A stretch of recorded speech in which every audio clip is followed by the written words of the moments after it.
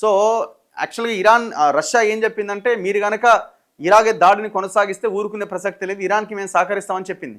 కానీ ఇప్పుడు Putin ఏమంటుండ్రు Russia అధినేత అంటే ఇజ్రాయిల్లో రష్యన్ మాట్లాడే వాళ్ళు చాలామంది ఉన్నారు, వాళ్ళకి ప్రమాదం అయ్యే అవకాశం ఉందని చెప్పి మేము సైలెంట్గా తటస్థంగా ఉంటున్నామని చెప్తున్నారు.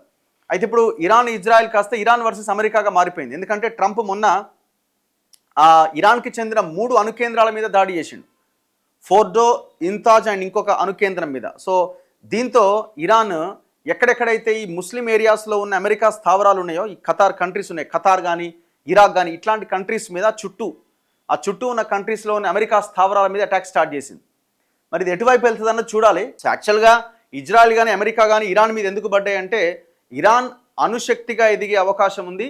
వాళ్ళు ఎదగడంతో పాటు మిగతా కంట్రీస్ అన్నింటికి కూడా వాళ్ళకి సంబంధించిన ఆయుధ సంపత్తిని ఇస్తున్నారు, సహాయం చేస్తున్నారు. దీనివల్ల ఆ పశ్చిమాసియాలో ఉన్నటువంటి ఇజ్రాయెల్ అండ్ అమెరికా వ్యతిరేక దేశాలు ఏ రోజైనా మమ్మల్ని మట్టుబెట్టొచ్చన్న ఒక దీంట్లో ఆ కంట్రీ మీద అటాక్ స్టార్ట్ చేసింది.